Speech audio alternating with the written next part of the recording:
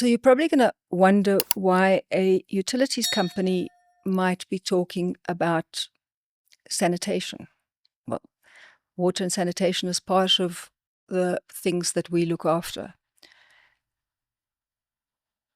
And for some unknown reason, somewhere along the line, we've got involved in sanitation issues in places like Bushbuck Ridge and Alexandra.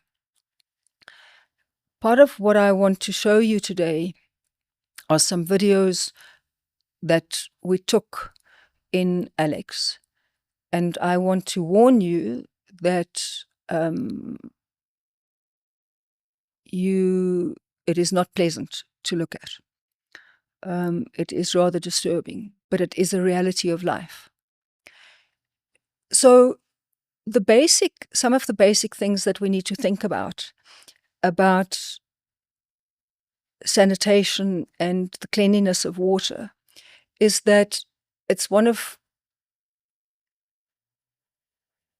fundamentally, if it's not clean and if these things are not taken care of properly, is that it has an impact on health.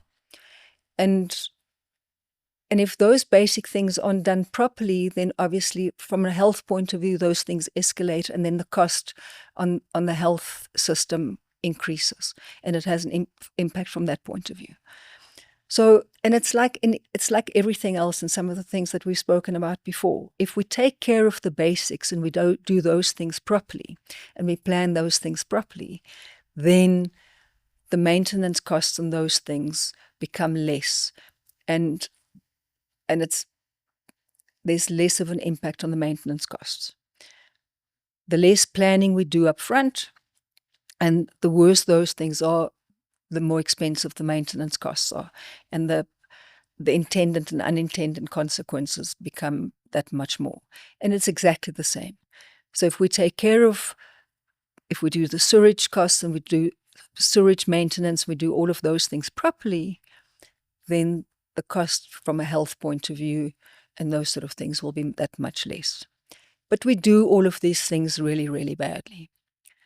So just to give you guys a little bit of an idea, you can't have 100 people sharing one toilet. You can't have 100 porta potties standing in a row that's all served from a chemical point of view with chemical toilets. And you can't have 100 people having to get up all in the morning, all at the same time. Everybody having to do its business or whatever, and expecting them all to arrive at work at the same time. And they're sharing toilets.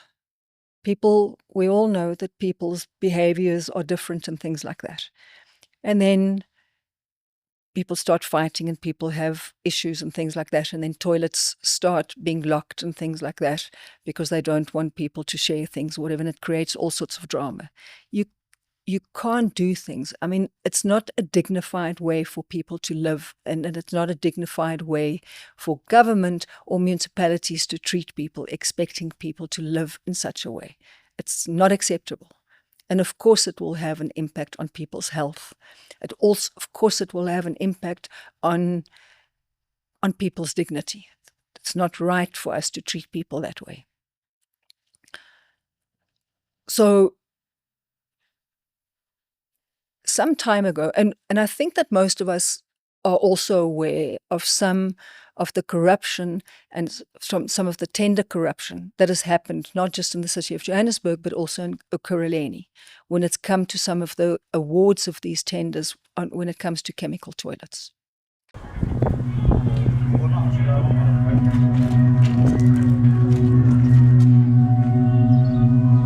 Well, I mean, sanitation has become such an issue in Alex that access to sanitation is almost a currency in and of itself.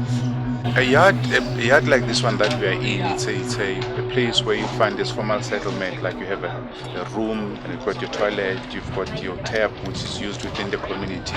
Places like Alexander, in one yard you'll find families of not less than 4 or 5, even more.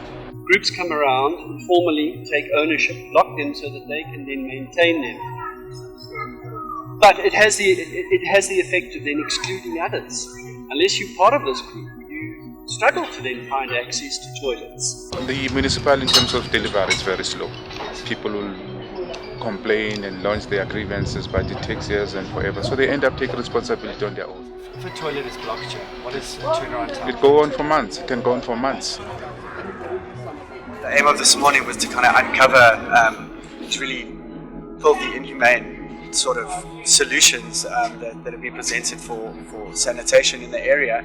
The first place we walked into was a yard that had over 10 families who were sharing 2 toilets, but they haven't had water for 2 weeks. 200 meters down the road, we found a line of porta potties that clearly haven't been serviced in a while. We went to the women and children's hostel. There's raw sewage coming from 5 stories up, dripping through the windows. Outside, there's just raw sewage at the entranceway to this block of flats. It's not a dignified solution at all. I literally saw someone pour out a bucket of excrement and then the birds kind of picking at it. We can provide waterless toilets where each family in this yard per se could have their own toilet, and it was a toilet that they could maintain for themselves, and it would create jobs in the community to maintain these toilets. It will bring dignity to these families, and as we said earlier, the after effects in terms of the help in the area will just skyrocket.